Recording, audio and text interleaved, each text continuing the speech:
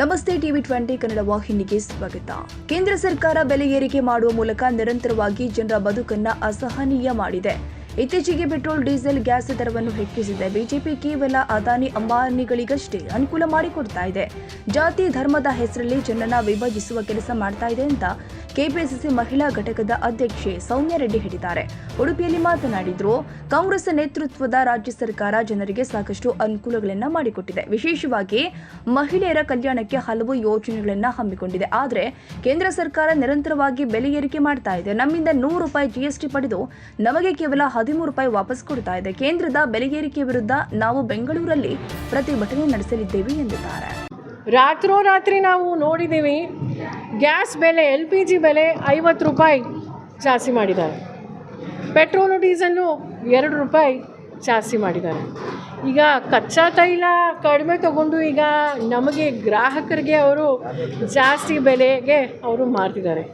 ಇದು ಯಾರಿಗೆ ಇದು ಒಳ್ಳೆಯದಾಗ್ತಿದೆ ಅಂದರೆ ಬಹುಶಃ ಕೆಲವರಿಗೆ, ಅಂಬಾನಿ ಇರ್ಬೋದು, ಅದಾನಿ ಇರ್ಬೋದು, ಅವ್ರಿಗೆ ಮಾತ್ರ.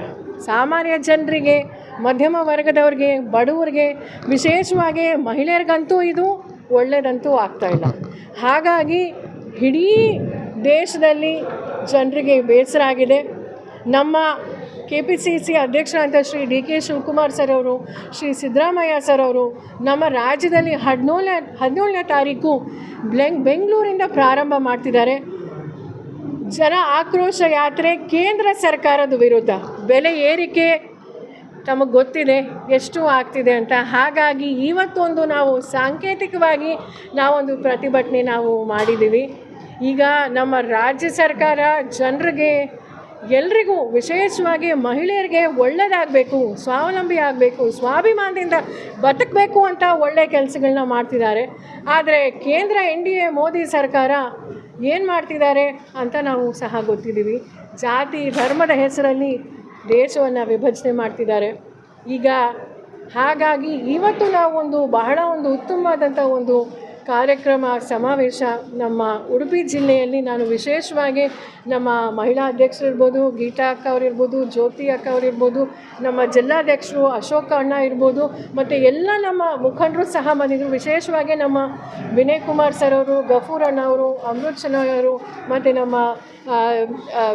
ಉದಯ್ ಕುಮಾರ್ ಅಣ್ಣ ಅವರು, ಮತ್ತು ಅನೇಕ ಜನ ಬಂದಿದ್ದರು.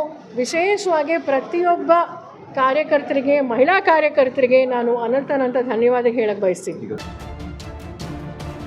ಕನ್ನಡಿಗರ ಮೆಚ್ಚಿನ ನಿಮ್ಮ ಟಿವಿ 20 ಕನ್ನಡ ವಾಹಿನಿ ಇದೀಗ ಟಿವಿಯಲ್ಲಿ ಲಭ್ಯ.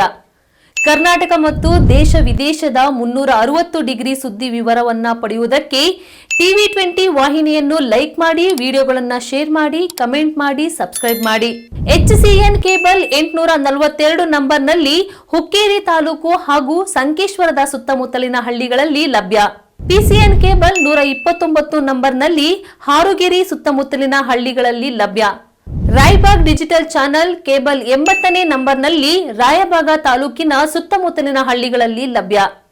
UDCN ಕೇಬಲ್ ನೆಟ್ವರ್ಕ್ ಉಗಾರ ಸುತ್ತಮುತ್ತಲಿನ ಹಳ್ಳಿಗಳಲ್ಲಿ ನಿಮ್ಮ ಟಿವಿ 20 ಕನ್ನಡ ವಾಹಿನಿಯೂ ಲಭ್ಯ.